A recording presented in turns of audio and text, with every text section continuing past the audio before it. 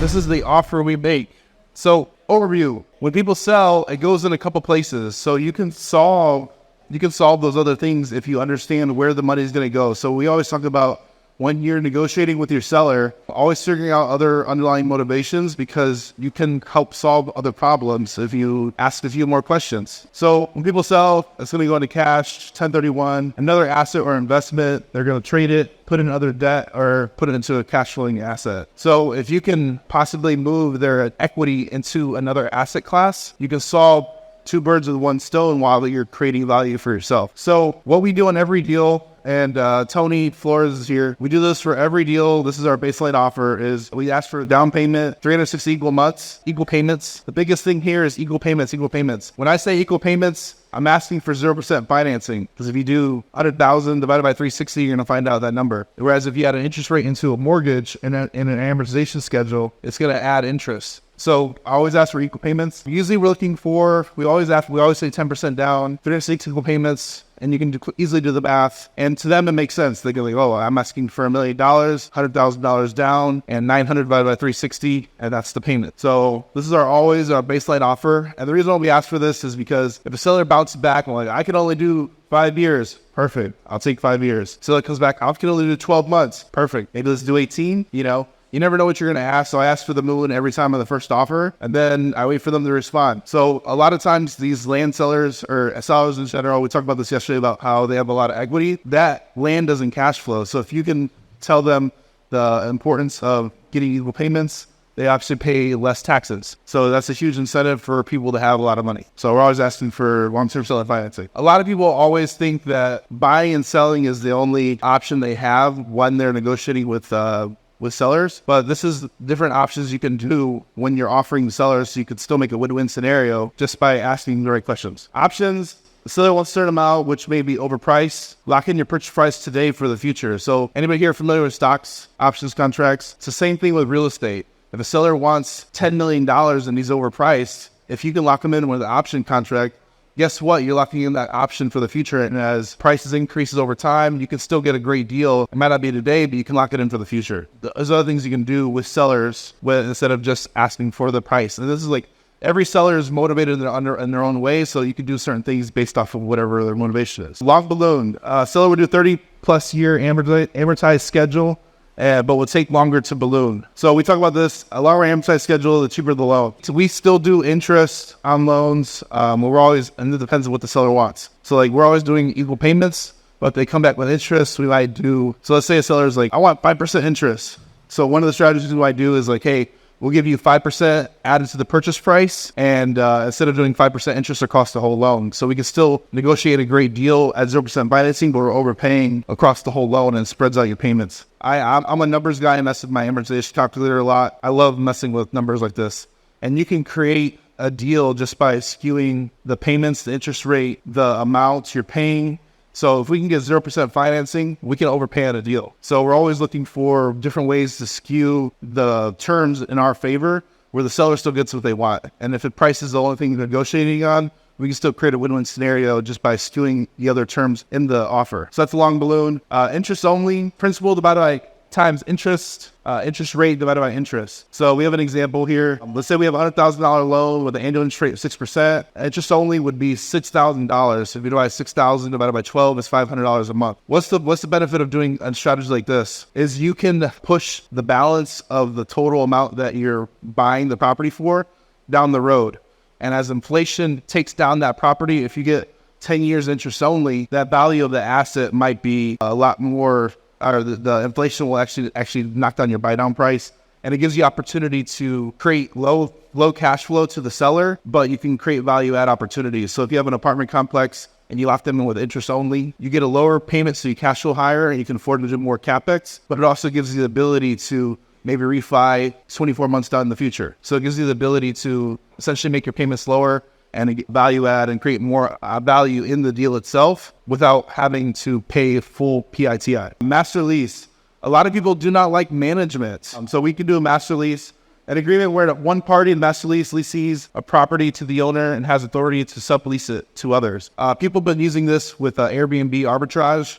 they'll lock in their interest rate with their renter landlord, and then they'll sublease it on Airbnb and create a cash flow spread. So you can do this with any type of asset class, and it's just using a master lease. Thailand doesn't want to manage. You can essentially, they can still receive payments on their property, but you're not having to deal with the ownership. If you look more into master leases, if you do a long-term master lease that renews over year, you actually get all the benefits of ownership without owning the deed. So there's a lot of cool stuff you can do with master leases. Go ahead, hit me. With this master lease, you can actually write in a purchase price with that master lease that renews over and over, so you get the benefit of ownership and a purchase price, and you're managing the property for them. So you can negotiate, it's 100% negotiable, and you can do different forms of master leases. So it gives you opportunity to lock in a purchase price. This is a little bit advanced, but it's a way to ask for owner financing without asking for owner financing. All right, partnering innovation. We have a deal right now in Marshall, Texas. Partnering innovation is a little bit different, but you can leverage these with all your sellers, and they're a great opportunity to create huge cash flow spreads and huge opportunity. So partnering, seller collaborates in the transaction equal benefit. A lot of these owners, they have the asset class and they don't necessarily want to deal with everything else. So like, hey, let's partner on the deal. So you bring in the property and some other ability to create the value, and I'll bring in my expertise and we can partner on the deal. Innovation, seller brings the property, you bring the buyers. So you might bring the marketing, financing, engineering, remodel, property clearing, survey. So you can really do a lot of, they're similar but different, but you can still do the deal with the seller without having to carry all the cost up front by buying it and still make profit. Discount and buyback is another advanced strategy. A lot of sellers that they don't want to deal with the taxes. So if they can sell at a lower basis, they'll actually create opportunity for them. And maybe you can lock in interest rate in the future for them to buy it back at, and they can redeploy that money wherever they want and give the opportunity to buy themselves out at a lower basis. So you can essentially get some cash flow without having to buy it at a $5 million property. You can buy it for $3 million and sell it back to them within the future at $3.5 million or $4 million, whatever you're trying to do. But it gives them the ability to get cash now, release their property, and opportunity to buy back at a discounted rate. And they actually pay less capital gains because they're selling at a lower basis. So they can still move their property and the opportunity to buy it back. Short-term financing, we talked a little bit about this yesterday. Seller gets closer to their price and may receive cash flow. It allows buyer time to value add and stabilize the property. So we've done this with land, is we'll do 24-month balloon with sellers, and it gives us the ability to subdivide it, find buyers for all the property, and then pay out the seller and later without having to put all the purchase price up front. It's all about ROI. If you have a deal that you're going to make $100,000 and you have to buy a $100,000 asset, if you can leverage that same asset with $10,000 down with monthly payments, and you create $100,000, you're getting a 10x ROI versus buying with 100 and only making 100, you're making 100% ROI. So you get a lot more leverage when you can do short-term finance. Short balloon, we always do this with land. So land and houses, they operate differently. So with land, you can actually do under 5 years. If it's a house, and I know some house people here, but you can do a shorter balloon. We have a seller, I think Anthony mentioned yesterday, where we were trying to get a $3 million property with 10% down, and we offered them 3-year financing. And he's like, I need to talk to my attorney. And he's like, you know what? I need to do 5 years. I'm like, okay. So you can create a lot of cool opportunities here just by asking for a short balloon. Reasonable interest. We talk about this all the time. So it's okay to do reasonable interest if it makes sense for the right deal. So a lot of people are like, I want 0% interest deals and that's all I'm doing. Well, if the numbers make sense, you can actually pay interest and it still makes sense. So let's say you have a $500,000 deal and it's worth $2 million. You're still getting at 25% on the dollar. Why not give the guy 10% interest on his money? It's not going to affect you. You still have a huge spread on the deal, so it's not going to hurt you to pay interest, and you're still getting what you want. Seller gets what they want. They get their price and interest. But it's all about knowing where the value is on the property and underwriting that property and make sure it makes sense. So an older ranch owner doesn't want to charge high interest, but doesn't want to give a 0% loan. Like I said, every seller is going to be completely different, and it's understanding what their needs and wants are. And you have to ask these qualifying questions to make sure you're getting the right responses. If the seller wants interest and it makes sense to give them interest, give them interest. As long as you have the spread there to make sure it makes sense, give them interest. It's within reason. High interest. Same thing with reasonable interest. Sometimes you can pay high interest. So like we have a seller, let's say that 36-month balloon example, he wanted 10% interest. If I have the ability to create a huge spread, I might give them 10% interest because I know I can get that deal. I can be out of that deal in 12 months. And as long as I get as long as they have the time to create the value and sell the property, I don't mind paying high interest, because high interest on $1 million might only be $100,000. If I'm making 7, who cares? So it's all understanding how much interest are you actually going to pay, and does it make sense? But this is the last thing, cash. You get a deep discount, and everybody wants cash, but that's the last option we always give. And we always talk about that. And everybody's go-to for wholesaling is cash, cash, cash, cash, cash.